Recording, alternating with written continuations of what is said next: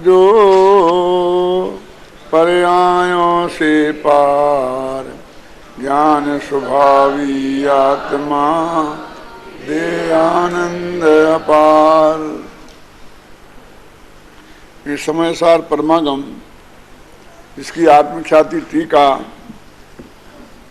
उसका आत्मख्याति टीका और समय सार की गाथाओं का टीका में समागत कलशों पर ये वास्तव में पूरी टीका है। जैसे न चारी का जो महत्वपूर्ण अंश है उसको ही इसमें लिया गया है, पूरी जैसे न चारी की टीका को इसमें नहीं लिया गया है।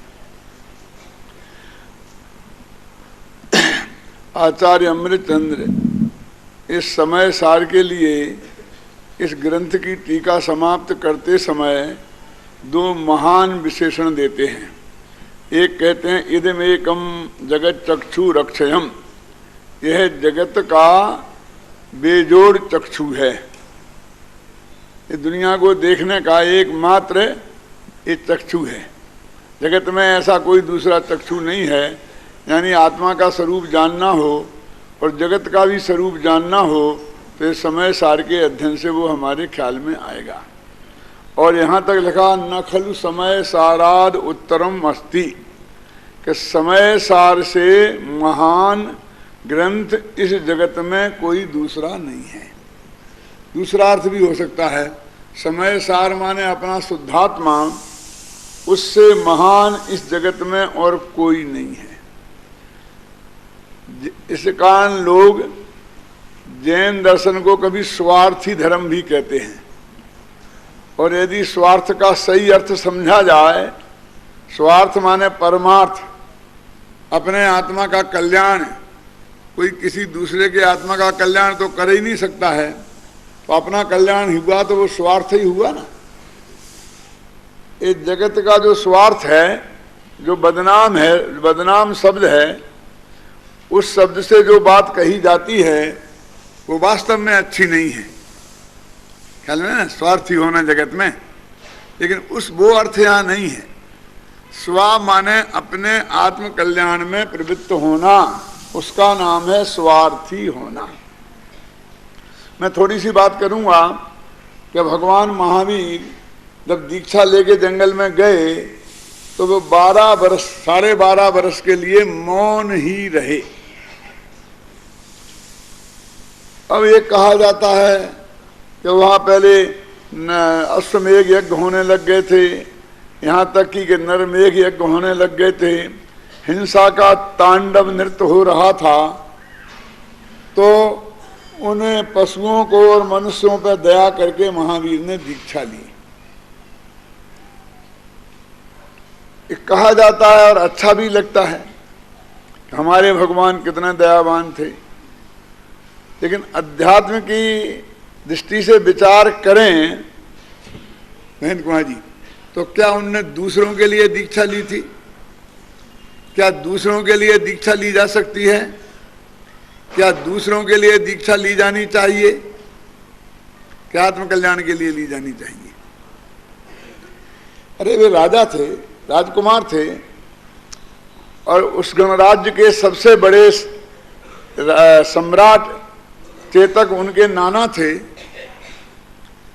तो उनको ये नरमेघ यज्ञ और अश्वमेघ यज्ञ पहले तो अपनी राज सत्ता के आधार पर एक ऑर्डर निकलवा देते और पुलिस की कड़ी व्यवस्था करवा देते, तो तत्काल रुक जाते कि नहीं रुक जाते। अभी 12 वर्ष को आत्मा के ध्यान में चले गए। अब 12 वर्ष बाद क्या करेंगे उसकी बात बाद में करेंगे। अब 12 वर्ष में कितने आदमी और कितने पशु हवन में होम दिए गए होंगे। कैसा जगत के उनने करुणा से प्रभावित होकर और उन्हें बचाने के लिए दीक्षा ली, तो ये कैसा बचाने का तरीका है बोलिए?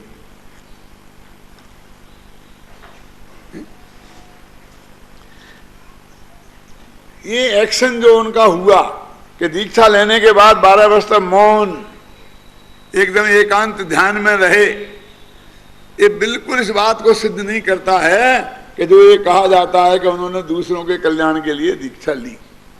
उन्हें आत्म कल्याण के लिए दीक्षा ली और वो उन्होंने इस भव में किया। इसलिए मैं कहता हूं कि वे बड़े स्वार्थी थे और हमें भी स्वार्थी होना चाहिए, लेकिन वो स्वार्थी अपने आत्मा के कल्याण की बात है।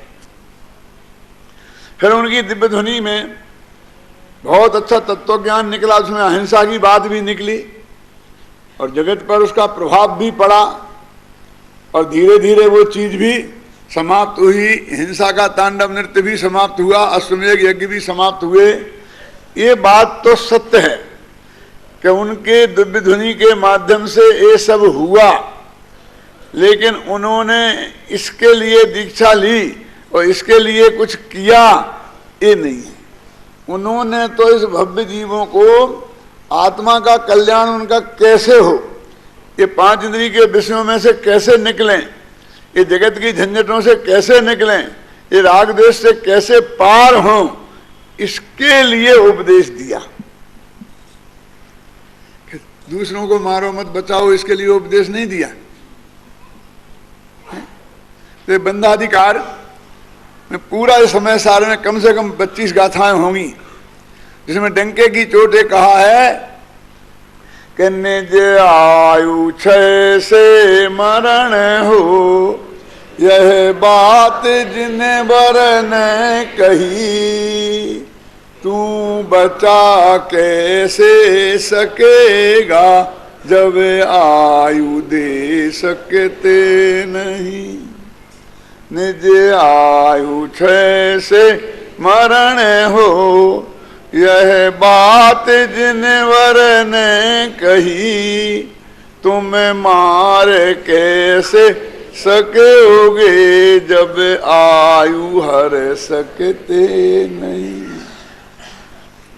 इसमें मेरे 12 व्याख्यान हैं, अभी देवलाली में हुए थे शिविर में, कई महीना 1.5 महीना पहले ही। यही सारा प्रकरण है उसमें, उसके कैसेट भी यहाँ उपलब्ध हैं, बहुत मार्मिक, बहुत अच्छे हैं। अमेरिका में तो मैंने सारे गांव में वो करवा दी उनकी कॉपियां, कम से कम 500 कॉपियां वहां होके चली गई होंगी। कलकत्ते में भी अभी 2 महीना पहले रहस्यपूर्ण चिट्ठी पे हुए थे 8 व्याख्यान, उसकी सीडी भी होगी। तो ये बहुत मार्मिक विषय हैं, ये साधारण नहीं है। जब महावीर ये कहते तुम किसी को मार नहीं सकते, बचा नहीं सकते, तो तुम किसी को मारो मत और ऐसा उपदेश देंगे क्या? वे तो ऐसा कहते हैं इसी प्रवचनसार में, मारो न मारो जीव को बंद अध्यवसान से, यह बंध का संक्षेप है तुम जान लो परमार्थ से। माने उनने जो उपदेश दिया, जो उनकी दिव्यध्वनि का आया और हमारे पास जो साहित्य उपलब्ध है, उसे किसी को देखने की फुर्सत ही नहीं है। ये तो गुरुदेव श्री के प्रताप से इतना बढ़िया काल पका है कि इस समय भी ऐसे खचाखच हॉल भरा रहे, 1200-1500 आदमी,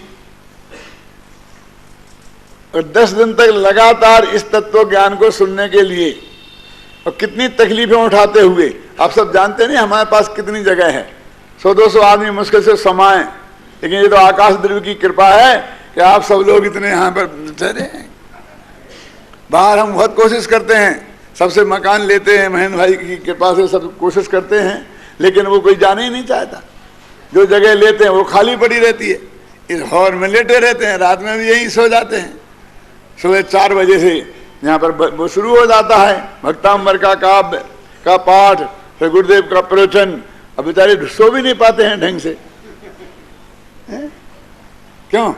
और शाम के 10-11 बजे तक, 11 बजे तक का तो कार्यक्रम सुनाई दिया आपको। ये अद्भुत बात नहीं है ये अपने आप में महेंद्र कुमार जी?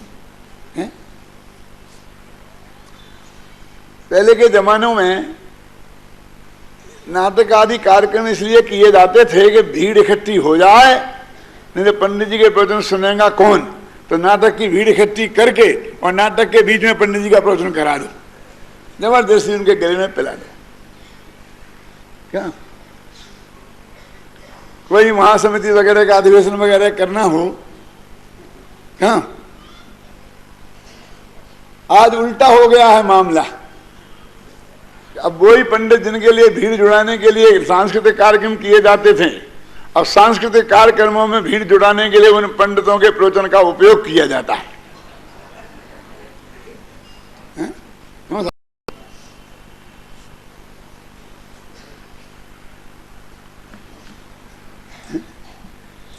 ये तो कोई अद्भुत काम हुआ है पूज्य गुरुदेव की प्रताप से, क्योंकि पंचम काल का स्वरूप नहीं है, उसमें चलता ना घटबड़, उसके जो ये उद्धार का काल है, ये बढ़ोतरी का काल है, नैमित्य का नहीं। ऐसा नियम है कि 500 वर्ष तक बढ़ोतरी होती है और 500 वर्ष से फिर घटोतरी, फिर 500 वर्ष महावीर के बाद है ना, ऐसा। तो ये ऐसा काल है। तो इसलिए कहते हैं कि इस समय सार से महान कोई नहीं है। क्यों? क्योंकि इसमें अहिंसा के बारे में क्या लिखा, देखिए इसकी महानता किस बात से है। ये कहते तुम दूसरों को मारो, कि दूसरों को बचाओ, ये तुम दूसरे में कुछ करने वाले होते कौन हो, और ये बचाने वाली बात कितनी सत्य है। मेरे बाबू सुनो, इराक ने कुवैत पर आक्रमण किया है ना, और उन्हें वहां से मार भगाया, सारा कुवैत खाली हो गया, बाहर मारे मारे फिरे जनता। तो अमेरिका ने कहा कि आप कहो तो हम आपकी रक्षा के लिए आ सकते हैं। अब मारने वाले और बचाने वालों की कहानी थोड़ी समझना, कि साहब आप आ जाओ, बचा लो हमारे लिए। तो वे आ गए और उन्होंने बचा लिया। फिर दोबारा वे अपने घर में आ गए, फूल के कुप्पा हो गए। फिर कहा कि आप पधारो, कि भाई अभी तो हमने तुम्हें बचा लिया और हम यहां से जाएंगे तो ये तुम्हारा फिर आक्रमण करके तुम्हें हड़प लेगा तो क्या होगा। अब तुम्हारी रक्षा करने के लिए हमें यहीं रहना पड़ेगा, हम नहीं जाएंगे। तो वे जम गए। क्या फर्क पड़ा, इराक के गुलाम होते कि अमेरिका के गुलाम हुए? क्यों? फिर आगे सुनो कि साहब अब हमारी रक्षा कर रहे हैं तो बड़ी कृपा है कि देखो एक बात है कि ये सैनिक तुम्हारी रक्षा में रहेंगे तो इनकी जो तनख्वाहें पहले से तय हैं अमेरिका में, वो तनख्वाहें सब तुम्हें देनी पड़ेंगी। अब बोली हिंदुस्तान में यदि वो तनख्वाहें देनी पड़े डॉलरों में, 10,000 डॉलर, क्यों 3-3, 4-4 लाख रुपए महीना, तो कबाड़ा एक दिन में ही निकल जाएगा कि नहीं निकल जाएगा? तो क्या करें, तुम्हारी रक्षा के लिए रह रहे तो उनकी तुम में खर्चा नहीं दोगे तो कौन देगा? कि अच्छा, लेकिन ये तो बताओ कि जब फिर हमारी आज्ञा में रहेंगे ना तुम्हारे सैनिक, हमारे सैनिक तुम्हारी आज्ञा में कैसे रहेंगे? आज्ञा हम देंगे, और ऐसी भी हो सकती है वो कि तुम कुछ उद्यम करो तो हम ये भी आज्ञा दे सकते हैं कि तुम इनकी तबीयत ठीक कर दो। हाँ, कि हमारे पास तो इतना कुछ है ही नहीं जो इतनी तीन कम तनख्वाहें चुका सकें, कि तुम चिंता मत करो, हम तुम्हारा तेल निकाल लेंगे। तो तेल निकालने का अर्थ तो आप समझते ही हैं, हिंदी का फ्रेज है कि तुम्हें हम निचोड़ लेंगे। भाग्य की बात है कि उनके पास तो तेल है। हमारे साथ ऐसा होता, कोई चाइना फाइना हम पे आक्रमण करता, हमको अमेरिका आगे बचाता, फिर हमारे बचाने के लिए यहीं जम जाता, फिर हमसे अमेरिकी डॉलरों में तनख्वाहें लेता, तो हमें क्या निचोड़ता? तेल ही नहीं है निचोड़ता। तो अब समझे, रक्षा करने वाला ज्यादा खतरनाक है कि मारने वाला। अब एक खतरनाक बात कहता हूं, शायद बहुत मुश्किल से आपके गले उतरेगी, लेकिन मैं उतार के रहूंगा। क्यों जी? कुवैत पर इराक ने आक्रमण किया था, और यदि वो कुवैत को अपने में मिला लेता, क्या करता? आक्रमण करके क्या करता? और इतना बड़ा इराक हो जाता था। वो यही कहता था ना, हमारा पुराना हिस्सा है, ये पहले अलग हो गया है, हम इकट्ठा कर रहे हैं। तो कुवैत वाले प्रदंत हो जाते। मैं पूछता हूं आपसे, कुवैत वालों को वोटिंग का अधिकार होता कि नहीं होता? वो तो एक प्रांत बन जाता है वहां का। तो वहां से कोई आदमी राष्ट्रपति पद के लिए चुनाव में खड़ा हो सकता था कि नहीं? प्रधानमंत्री बन सकता था कि नहीं? वो तो जैसे बाकी इराकी नागरिक हैं ऐसे ही वहां का नागरिक हो जाता। अब पराधीनता कहां रही? यदि ऐसी पराधीनता है तो सब पंजाब भी हमारा गुलाम है, क्यों? कश्मीर भी गुलाम है और राजस्थान भी गुलाम है। हम आजाद हैं कि गुलाम हैं? हमें पूरा राष्ट्रपति बनो उपराष्ट्रपति बनने का अधिकार है ना, तो उन्हें भी मिलता कि नहीं मिलता? लेकिन अमेरिका वाले के हैं तो अमेरिका की राष्ट्रपति पद में चुनाव में जो खड़े हो सकते हैं, वहां जो वोट देंगे इराक वाले, कुवैत वाले जाके, क्यों? इन्हें वोटिंग पावर है, क्यों? तो बड़ी बड़ी गुलामी कौन है? अरे ये तो गुलामी ही नहीं है, वो तो आजाद हो गए, हमने संगठित हो गए, एक हो गए। वो तो आजादी का एक स्वरूप है, समझ लीजिए। और ये तो पक्की गुलामी की बात है। अब बताइए, मारने वाला जो इराक है उसके कब्जे में रहना ये ठीक है कि बचाने वाले अमेरिका के कब्जे में रहना ये ठीक है? तो बताओ, मारने वाला अच्छा कि बचाने वाला? ये तो दो ही अच्छे नहीं। लेकिन तुलना करना हो तो हम समझते हैं मारने का भाव तो बहुत बुरा है और बचाने का भाव बहुत अच्छा है। ख्याल में आई नहीं? आचार्य कहते हैं कि ये दोनों भाव पर में हस्तक्षेप के भाव हैं। दूसरे में हस्तक्षेप कर रहे हैं हम, कह दो, समझे ना? हमें ना तुम बचाओ ना तुम हमें मारो, बस खत्म, हमारा बहुत बड़ा उपकार करोगे। और हम तो या किसी को मारेंगे या किसी को बचाएंगे। वो हमारी बात नहीं मानेंगे तो मारेंगे, हमारी सेवा में रहेगा तो बचाएंगे। ऐसे छोटे छोटे भगवान सब बन गए। और भगवानों की भी यही हालत है। जब जब भीड़ पड़े भक्तों पर, तो आकर दुष्टों को, राक्षसों को मार पीट के, छाती पे पैर रखकर क्या क्या करके क्यों भगा दिया और अपने भक्तों की रक्षा कर ली।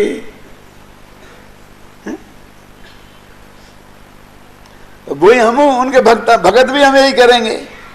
जो हमारे अनुकूल रहेगा उसकी रक्षा करेंगे, जो प्रतिकूल रहेगा उसे मार भगाएंगे। तो अब रहा क्या फर्क? दोनों में फर्क क्या रहा? बढ़िया।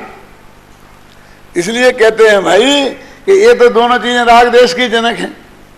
ये भगवान महावीर की दिव्य दुनिया में आई थी। अब क्या करें? भरी सभा में चिल्ला चिल्ला के कह रहे, दैनिक अखबारों में लिख रहे भगवान महावीर ने इसका किया, ये किया, वो किया। मैं कहता कौन से शास्त्र में लिखा बताओ तो? लिखा है ना, लिव एंड लेट लिव। क्या है भैया? भगवान महावीर की अंग्रेजी में भी बोले थे, क्या? जियो, खुद जियो और जीने दो समाने में सभी को। क्यों? ये भगवान महावीर, ये तो बाइबल का वाक्य है भले आदमी, और तुमने रब महावीर के नाम पे मर दिया। बाइबल में लिखा है। भगवान महावीर तो कहते सब जीते हैं, कौन होते हैं हम उन्हें जीने दें? कौन होते हैं हम उन्हें जीने देने वाले और कौन होते हैं हम मारने वाले? क्यों?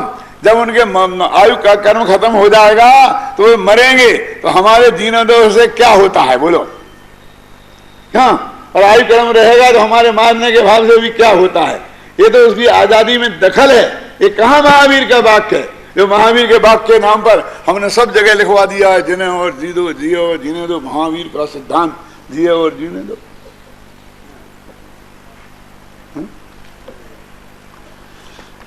तो ये समय सार सब शास्त्रों में महान है। तो इसकी महानता इन बातों में है। आगे से गहराई से जाकर देखें तो एक एक बात।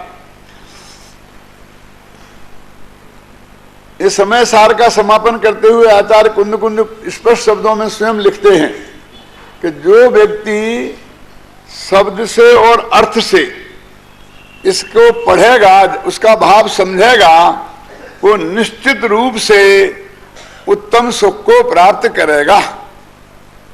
ये उनकी गारंटी है। इस समय सार के समय सार को अर्थ से और भाव से दोनों माने। अर्थ माने वो पदार्थ, ये पदार्थ क्या है, और भाव माने इसका कार्य क्या है। जैसे कि ये अर्थ और भाव का मैं थोड़ा अर्थ समझाऊं कि हमका एक गिलास पानी लाना, उस बच्चे को जिससे कहा गया है उस गिलास नामक पदार्थ से और पानी नामक पदार्थ से भी परिचित होना चाहिए, है ना। और एक गिलास भाव से भी परिचित होना चाहिए और उस वस्तु से भी कि इसका क्या है, कि एक गिलास पानी जो मंगाया है तो इन्हें प्यास लगी है और पानी पीना है, बुझाना है, तो ये उसका भाव है। एक गिलास पानी काहे के लिए मंगाया। अब मान लो गिलास नहीं है तो क्या करें, कि साहब वो गिलास नहीं है, पानी नहीं आ सकता। अरे वो ये समझदार होगा, भाव समझता होगा तो कटोरे में ले आएगा, गिलास से क्या लेना देना, कि उस आकार से थोड़ी कुछ लेना देना है। क्यों, ऐसे आकार वाले बर्तन में ले आएगा और पानी के पीने के भाव का काम हो जाएगा कि नहीं। तो अकेले वस्तु को बस एक गिलास, जब तक वो ऐसा आकार का चीज नहीं आएगी तो बस हम क्या करें, हम गिलास है ही नहीं, अब गिलास है ही नहीं, अब गिलास है ही नहीं, क्या करें। तो जो भाव को नहीं पहचानेगा वो उसकी दुर्दशा ये होगी। और जो अर्थ वस्तु को ही नहीं पहचानेगा कि पानी क्या है, गिलास क्या है, क्या ले जाना है, क्या है, तो वस्तु को भी पहचानना चाहिए, उसका नाम है अर्थ। और उसको प्रयोजन को, उसके भाव को ये पहचानना, इसका अर्थ है भाव। तीन तरह की चीजें होती हैं, जैसे पानी, पानी नाम का एक शब्द है, पानी नाम का एक पदार्थ है, और पानी को जानने वाला एक ज्ञान है, उसका नाम भी पानी है। बोलते ना पानी का ज्ञान, क्या ये तीनों को जानना चाहिए। पानी नामक पदार्थ को नहीं जानेंगे तो काम नहीं चलेगा, और पानी नामक शब्द को नहीं पहचानेंगे तो, अब हमने पानी बोला और तुम शब्द को नहीं पहचाना तो फिर क्या लाओगे, बोलिए। पदार्थ तो है आप जानते हैं, लेकिन इस पानी नामक शब्द को नहीं जानते हैं। और पानी नामक शब्द का और पदार्थ का दोनों का ज्ञान नहीं हो तो क्या होगा। तीन चीजें जरूरी है ना। तो समय नामक शब्द है, समय नामक पदार्थ है, और समय नामक को जानने वाला एक ज्ञान है, उसका नाम भी समय है। ज्ञान समय, शब्द समय और अर्थ समय, तीन तरह के समय होते हैं। ये समय सार का समय चल रहा है क्या, तीन तरह के समय होते हैं।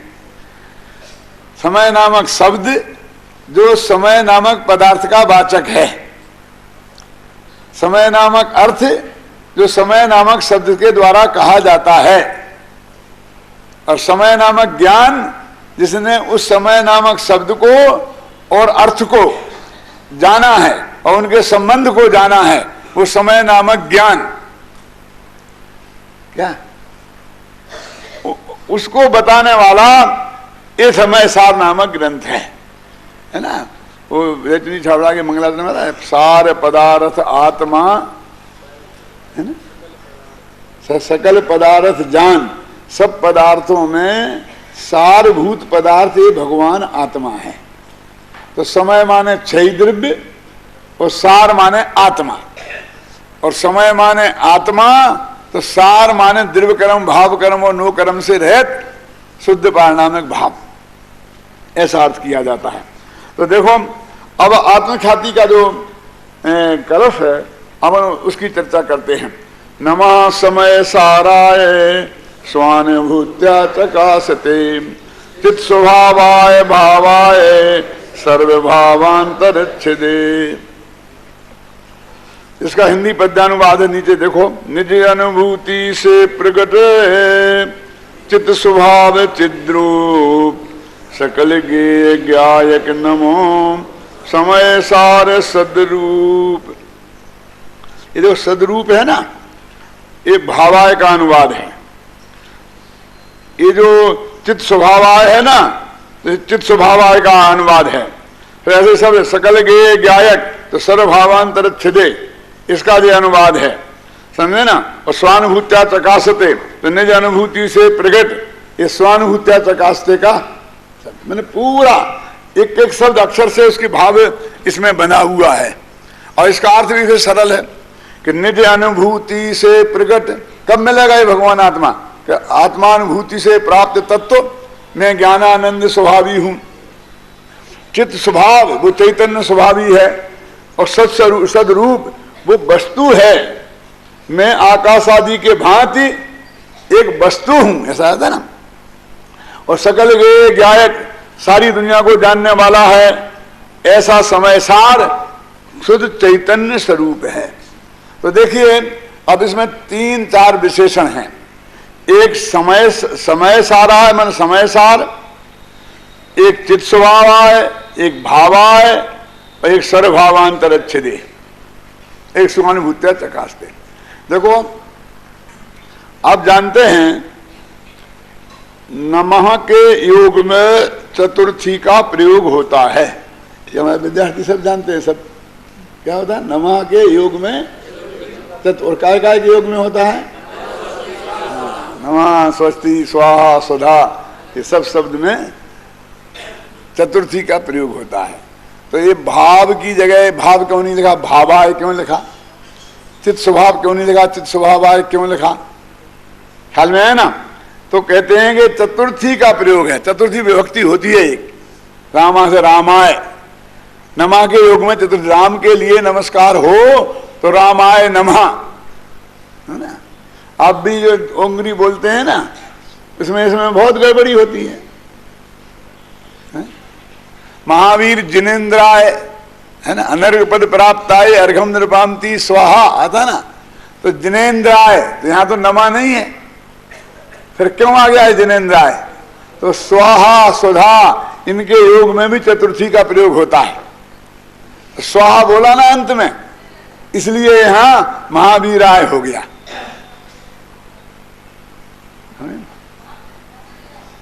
अब संस्कृत जो लोग नहीं जानते हैं वो क्या करते हैं मालूम, कि महावीराय है तो जहां भी महावीर आय लगाना है। तो अब ये तो अकारांत शब्द है, इसमें आय लग करके चतुर्थी बनती है, लेकिन दूसरे इकारांत शब्द हो तो उसमें अलग रूप बनता है, समझिए ना। क्या मानो हरि हो तो क्या बनेगा, फिर हरे, फिर हरे बोलना पड़ेगा, फिर महावीराय नहीं, समझिए ना मैं, तो वो सब में आय लगाते जाते हैं, उन्हें उसको पता ही नहीं फिर कौन सा अजंत है, हलंत है, पुलिंग है, क्या स्त्रीलिंग है, नपुंसकलिंग है, कौन है, वो कुछ पता नहीं है, आय लगता है अपने यहाँ। तो बस वर्धमान आय नमः श्री वर्धमान आय, बस है? क्यों अब मना से यदि हम किसी स्त्री को नमस्कार करें तो क्या करेंगे, दुर्गा मैया को नमस्कार हो तो क्या करोगे बोलो, दुर्गा माता जंतु बनाए तो हम उसे माता, यही जो भी बनेगा ना, जो भी उसमें बनेगा चतुर्थी के एक वचन में, वो लगाना पड़ेगा ना, समझे। मेरे कहने का अर्थ ये है कि वो उन्हें तो उसका तो पता नहीं ये कैसा है आए, तो इसलिए उसका ज्ञान होना चाहिए थोड़ा सामान्य कि ये प्रयोग कैसा है। तो इन्हें 3 चीजें लगाई, भावाय, चित स्वभावाय, 2 तो ये हो गई, और तीसरी है स्वानुभूत्या चकास्ते और सर्वभावांतरच्छेदे, ये 2 मिलके तीसरी है। क्या मतलब इसका, कि पहले वस्तु हो, भावा है, कहते वो भगवान आत्मा जिसको हम नमस्कार कर रहे हैं वो है। जब तक किसी चीज का अस्तित्व सिद्ध नहीं हो तब तक वो कैसा है उसकी बात करने से क्या फायदा। शास्त्रों में उदाहरण आता है बंध्या सुत विवाह वर्णन भक्त, कि बांझ के बेटे की बारात का वर्णन करो। इतने लोग कहते इतना बढ़िया बैंड बाजा था, ऐसा था, ऐसा था, ऐसा था, क्यों कितना बड़ी वर्णन करो। तो वो कहते हैं पहले उस बांझ के बेटा होता है कि नहीं, पहले ये तो सिद्ध करो कि बांझ के बेटा है, तब उसकी बारात जाएगी और तब उसका वर्णन तुम कर सकते हो। अब आत्मा है यही सिद्ध नहीं है और तुम कह रहे चित्त स्वभाव वाला है, आनंद का कंद है, रस का कंद है, शक्तियों का संग्रहालय, क्या मतलब है तुम्हारे इसका। पहले उसका भावाय, भावाय माने सत्ता स्वरूप, माने अस्तित्व का निश्चय करो। अपना सत्ता स्वरूप अपने एक ग्रंथ है, माने जो भगवान आत्मा का अस्तित्व कैसे है, स्वरूपास्तित्व है कि सादृशास्तित्व है। पहले हम सादृशास्तित्व को मानते थे, स्वरूपास्तित्व पर ध्यान नहीं था। अब स्वरूप अस्तित्व को मानते हैं, सादृश अस्तित्व उड़ गया है। पूछो तुम जनी सारी मोक्ष समाज में आपको हम कहते हैं ना, बिल्कुल आप पृथक हैं और हम पृथक हैं, ये पक्का भरोसा है ना। देह पृथक है और तुम पृथक हो, ये बात पक्की है ना 100% कि तुम देह और तुम एक भी हो किसी अपेक्षा। क्यों कह रहे हम 40 साल से डरते डरते हो गए। देह जुदा आत्म जुदा यही तत्व को सार, और बाकी जो कछु और है याही को विस्तार। हम तुम्हारे धोखे में आने वाले नहीं हैं, पक्की बात है अन्ना जी। तो तुम महासत्ता को भूल रहे हो। हम वो शरीर एक अपेक्षा एक हैं। वो अपेक्षा कौन सी है कि वो भी है और हम भी हैं। ये हैं में हम एक हैं। क्यों? अस्तित्व में एक है। सत्ता उनकी भी सत्ता है और हमारी भी सत्ता है। तो हम किन से भिन्न हैं? हम गधे के सींग से भिन्न हैं, हम बांझ के बेटे से भिन्न हैं, क्योंकि जिसकी सत्ता नहीं है उससे हम भिन्न हैं। तो एक अपेक्षा से इसे महासत्ता बोलते हैं। सारे अनंत पदार्थ जितना लोकालोक में हैं उन सबको एक मिलाकर जो सत्ता है उसका नाम है महासत्ता। अब वो अशुद्ध महासत्ता और शुद्ध महासत्ता के भेद से दो प्रकार की होती है। अशुद्ध महासत्ता क्या है? हम सब मनुष्य हैं, ये अशुद्ध महासत्ता है। और हम सब द्रव्य हैं, ये महासत्ता है। हम सब जीव हैं, ये अशुद्ध महासत्ता है। और मैं त्रिकाली ध्रुव भगवान आत्मा हूं, ये अवांतर सत्ता है, ये स्वरूपास्तित्व है। तो जैन दर्शन में अध्यात्म में स्वरूपास्तित्व पे बहुत वजन दिया जाता है और वेदांत वगैरह में सादृश अस्तित्व पे बहुत वजन दिया जाता है। वो महासत्ता का एकांत है। कौन सा? सर्वम खलमिदं ब्रह्मा नेह नानास्ति कंचन आरामम तस्य पश्यन्ति न तम पश्यन्ति कश्चन। क्या कह रहे हैं कि सारा जगत ब्रह्ममय है, सिया राम मैं सब जग जानी। ये महासत्ता का एकांत है, समझे ना।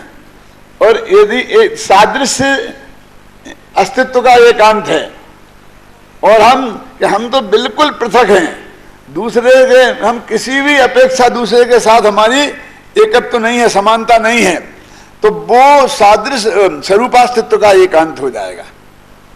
तो हम महासत्ता को भूल गए। दोनों सत्ताओं का ज्ञान हमें होना चाहिए। वो अस्तित्व, क्योंकि हम एक द्रव्य के दूसरे में जो वज्र की दीवार खड़ी है हम वो नहीं पहचानते हैं, तो हम स्वरूप अस्तित्व को नहीं जानते हैं। और वज्र की दीवार को तोड़ करके भी अस्तित्व दोनों में समाया हुआ है। क्यों? तो हम महासत्ता को नहीं जानते हैं।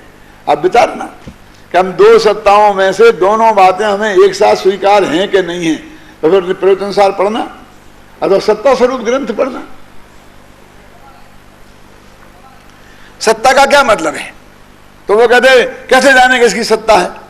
क्यों? अभी किसकी सत्ता है? कांग्रेस की कि भारतीय जनता पार्टी की? राजस्थान में भारतीय जनता पार्टी की, दिल्ली में कांग्रेस की। अरे ये सत्ता नहीं, क्या अस्तित्व कि कैसे हम और तुम में एक ही कैसे है कि अस्तित्व दोनों का है, एक है कि क्या एक है? तो क्या सादृश्य अस्तित्व माने हम दोनों का एक सा है। कि क्या एक सा है कि आप भी उत्पाद व ध्रुव युक्त हैं और मैं भी उत्पाद व ध्रुव युक्त हैं। ये हमारी समानता है, ये हमारी रिश्तेदारी है, ये हमारा सूत्र है। उत्पाद व ध्रुव युक्तम सत, और तुम में भी उत्पाद व ध्रुव युक्तम सत घटता है। तो सत सत सत, ये सत सामान्य की अपेक्षा हम सब एक हैं। ये बात भी जैन दर्शन में उसी वजन के साथ कही है। पंचाध्यायी में सत्ता का स्वरूप कितना विस्तार से बताया है। एक मुमुक्षुओं में ये भूल एक ये हो रही है, वो महासत्ता के अस्तित्व को उनके ख्याल में नहीं है बिल्कुल। और अटपटी हमें ऐसा स्वरूप नहीं बताऊं मैं, अटपट तो बहुत अटपटा लगा, कैसा पंडित आ गया, कहाँ आ गया। अभी उत्तम चंद जी बता रहे थे ना आपको कि भाई अभी तो भूल ही गए आप, इसमें क्या लिखा है। ये जो कहता द्रव्य परिणामी है क्या परिणामी, बोलो अभी परिणामी कर दो तो यहाँ से वहाँ तक जाने में कितने डंडे पड़ेंगे तो पता चल जाएगा। वो अपने भाषाई के डंडे हैं ना कि कहाँ वाला आ गया, अपने कहाँ वाला आ गया, कहाँ वाला आ गया, क्या द्रव्य को परिणामी बताता है। अब सर्वसिद्ध ज्ञान अधिकार की पहली गाथा में द्रव्य को परिणामी सिद्ध किया है। बोलो, अपरिणामी भी है, घबराना नहीं, लेकिन ये पक्ष भी समय सार में ही है। समय सार में नहीं होता तो हम मानने को तैयार नहीं थे कि द्रव्य भी परिणामी होता है। अरे लखा नाटक समय सार का छंद बोलता हूं जो आपको बोलेगा समझ में आएगा। कर्ता परिणामी द्रव्य क्रिया रूप परिणाम, है ना, कर्म रूप परिणाम क्रिया पर्याय की फिर ने एक वस्तु त्रय नाम, है ना। कर्ता परिणामी द्रव्य, क्यों, किसका, या परिणमति सा कर्ता, जो जिस रूप परिणमित होता है वो उसका कर्ता है। आत्मा ज्ञान रूप परिणमित होता है तो आत्मा ज्ञान का करता है, और आत्मा जिस अपेक्षा से राग रूप परिणमित होता है तो राग का करता है ना। अब किस अवस्था में, ज्ञान अवस्था में, क्या ज्ञान अवस्था में, वो डिटेल की बात है। वो जिस रूप परिणमित हुआ ना, और स्वतंत्र करता, स्वतंत्र रूप से परिणमित हो, किसी के जबरदस्ती नहीं, बलात् नहीं। तो इसीलिए तो हमने वो रास्ता निकाला कि कर्म के उदय से, कर्म की बलजोरी से राग रूप परिणमित हुआ, इसलिए राग मेरा परिणमन नहीं है। ये जो हमने निकाला है ना, वो स्वतंत्र कर्ता वाली परिभाषा में से निकाला है उत्तम जी। क्या अब जो थोड़ा न्याय व्याकरण पढ़े हैं उनको हम एक सेकंड में समझा सकते हैं, वही बात जो नहीं पढ़े हैं उनके लिए जिंदगी भर में हमें समझाना मुश्किल है, क्योंकि वो कोई नियम नहीं आता। या स्वतंत्र कर्ता, ये सब सूत्र हैं व्याकरण के, कर्ता परिणामी द्रव्य सूत्र हैं, समय सार के सूत्र हैं, या परिणमति सा कर्ता।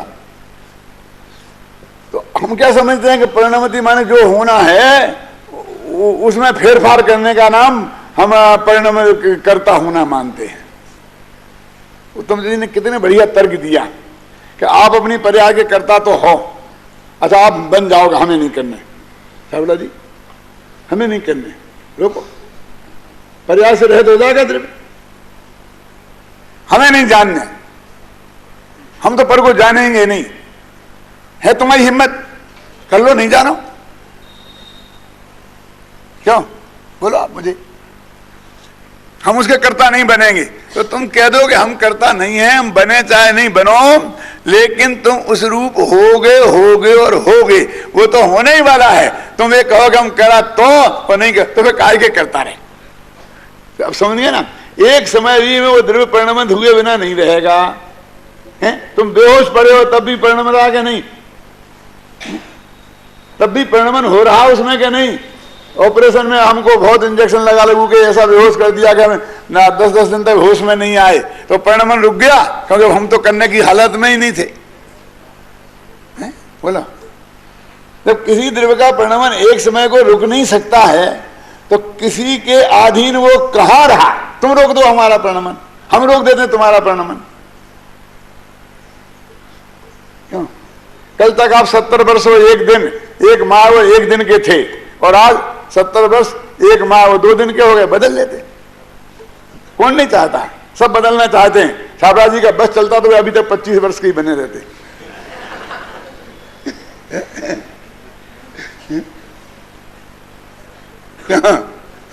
महिलाओं में तो खास होता है, इस साल पूछो तो 25 वर्ष, अगले साल पूछो तो 25 वर्ष, तीसरे साल पूछो तो 25 वर्ष, उनकी उम्र बढ़ती ही नहीं है। कभी कभी बोलने लगती है जोर से, माथे पे बाल सफेद हो जाते हैं, तो नाई के यहाँ जाकर काला मुंह करा करके फिर 25 वर्ष के बन जाते हैं। क्या काले मौन तो कराते हैं, बाल कराते हैं। तो मैं तो इस पूरे को ही मैं समझता हूं।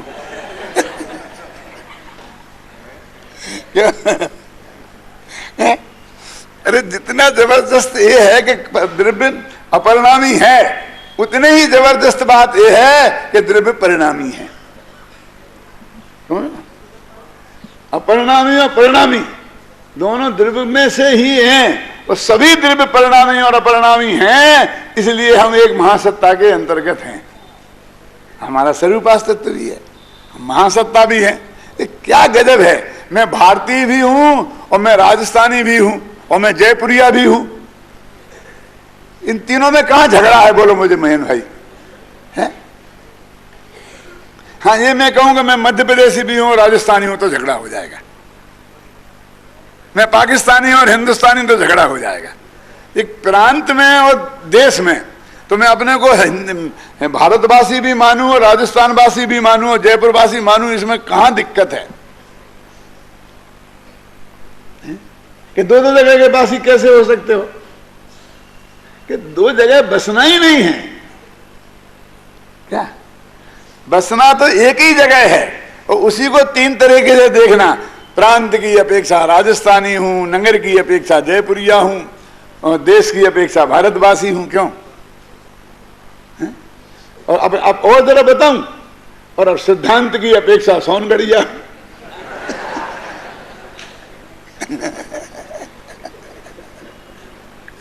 कितनी अपेक्षाएं लग सकती हैं, और वो सब में एक साथ हो सकता हूं कि नहीं? क्यों? वो सब चीजें मैं एक साथ हो सकता हूं ना। तो हमारा ये वस्तु का जो स्वरूप है हमें नहीं जानते हैं, इसलिए हमें तो ऐसा होगा तो वैसे कैसे होगा, अपरिणामी हो तो परिणामी कैसे होगा, ऐसा लगता है हमको। क्योंकि अपरिणामी, इतना बढ़िया आचार्यों ने जवाब दिया है कि अपरिणामी और परिणामी में कौन सा विरोध है बताओ? तो विरोध के बने तीन चार भेद गिनाए। बद्ध घातक विरोध है ना, एक काल में एक साथ रहने का विरोध, सह अवस्थान विरोध नाम है तुम्हारे, पढ़े तुम्हारे सर्वासिद्धि में होंगे। बद्ध घातक विरोध और सह अवस्थान विरोध कि एक दूसरे का घातक हो तो उसे विरोध कहते हैं। तो परिणामी अपरिणाम का घात करती है क्या? अपरिणामी परिणाम का घात करता है क्या? तो बद्ध घातक विरोध नहीं है। दोनों आपस में कहते देखो ये रहेंगे तो मैं नहीं जाऊंगा, ये रहेंगे तो मैं नहीं, ऐसा सह अवस्थान विरोध है। धूप होगी तो छाया नहीं होगी और छाया होगी तो धूप नहीं होगी, ये सह अवस्थान विरोध है। तो वो भी नहीं है परिणामी और परिणामी में। तो कौन सा विरोध है? लाओ बे, कहते आचार्य कहते बताओ कौन सा विरोध है? अरे उसमें वो रह रहा है, वो बहुत प्रेम से रह रहा है, कोई ने किसी के काट नहीं करी है। परिणामी पने ने अपरिणामी पने को रंचमात्र क्षति नहीं पहुंचाई है, अपरिणामी पने ने परिणामी पने पर रंचमात्र भी रोक टोक नहीं लगाई है। क्यों? तो कोई विरोध उनमें तो दिखता ही नहीं है। तुम कहते विरोध है विरोध है विरोध है विरोध है, वे तो इतने ठाट बाट से रह रहे हैं। क्या विरोध? तो उसका नाम है दोनों एक साथ नहीं रहे। अब वस्तु के स्वरूप में रहते दिखाई देते हैं, ख्याल में है ना? तो सब क्या बात कहते हो? प्रकाश और अंधकार एक साथ रह सकता है कि नहीं रह सकता? पानी ठंडा और गर्म एक साथ हो सकता है कि नहीं हो सकता है? हो सकता है, घबराना नहीं। प्रकाश और अंधकार, अभी ऐसा करो कि अपने जितनी लट्टू जले हैं ना, इसमें और 10 लट्टू जला दो तो प्रकाश कुछ बढ़ जाएगा ना। अब भी 10 लट्टू बुझा दो और इतना ही रहने दो तो कुछ घटेगा कि नहीं घटेगा? तो वो घटा, वो उसका नाम तो अंधकार है। अब यहां ऐसे सब लट्टू बुझा दो तो फिर तो अंधकार हो गया ना। फिर भी मुझे आपको पहचान रहा कि सेक्रेटरी साहब, अंधकार होता तो कैसे दिखता? तब भी प्रकाश है कि नहीं है? तल घर में अंधकार और प्रकाश दोनों एक साथ कितने आराम से रह रहे। अब तुम कहते हो उन्हें विरोध है, उन्हें विरोध, जबरदस्ती विरोधी बना रहे हो ना। प्रकाश और अंधकार में विरोध है। और ना मैंने दूसरा उदाहरण क्या दिया था?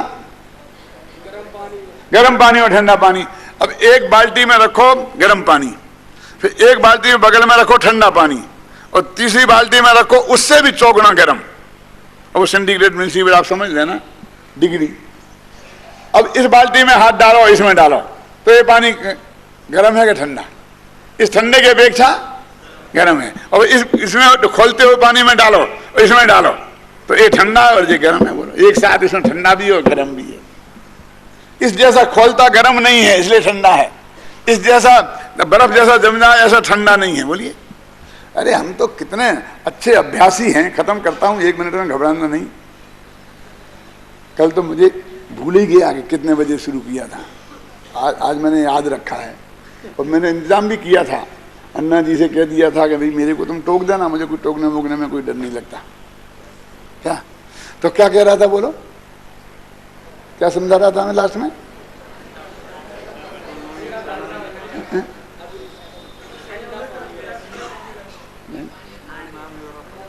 वो तो गर्म और नरम बाई तो निकल गया।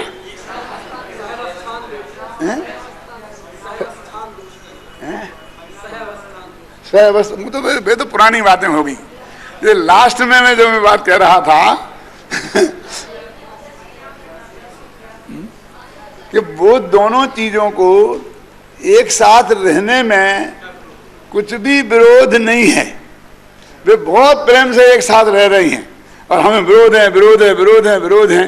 तो जब एक साथ रह सकती हैं दो चीजें, तो फिर उसको विरोध हम किस बात का माने? तो परिणमन और अपरिणामीपना, ये दोनों वस्तुएं एक साथ द्रव्य में रहती हैं, उत्पाद व्यय और द्रव्यपना। अब ये परस्पर विरोधी कहाँ है? ये दोनों एक साथ वस्तु में रहते हैं ना, इसलिए न परस्पर विरोध है ही नहीं। तो विरोध है नहीं पर दिखता है। पति पत्नी लड़ते हुए दिखते हैं ना, लेकिन लड़ाई है थोड़ी। 50 साल से ठाठ से रह रहे हैं, प्रेम से एक ही कमरे में रह रहे हैं, बढ़िया है। क्यों क्या गड़बड़ हुई? कुछ नहीं, झगड़ा है उनमें। क्या क्या झगड़ा है बोला? यदि झगड़ा होता तो एक साथ कैसे रहते? और तुम्हें झगड़ा का स्वरूप देखना है ना, तो मैं बताऊं थोड़ा। कोई पति पत्नी लड़ रहे हो, पत्नी पति से महा असंतोष व्यक्त कर रही हो और आपे से बाहर हो गई हो, फिर भी तुम जाकर पति को हाथ लगा के तो देखो, वो शेरनी सी तुम पे ना टूट पड़े तो मेरा नाम नहीं कि मैं तो तेरे को बचाने आया। दादा बढ़िए, तू हमें बचाने वाला कौन होता है? हमारे घर में हम निपट लेंगे, तेरे सहयोग की हमें रंच मात्र आवश्यकता नहीं है। और तुम्हें बातें सुन सुन के समझ गए कि ये परस्पर विरोधी हैं। क्यों? समझ गए ना? तो वो जब बकते हैं ना, तो वो अविरोध दिखाई नहीं देता, विरोध दिखाई देता है, ख्याल में है ना। लेकिन अविरोध रूप से अंदर में एकत्व ममत्व पड़ा हुआ है बहुत गहराई से, इसलिए दोनों बातें एक साथ होती हैं, उनमें कोई परस्पर विरोध नहीं है।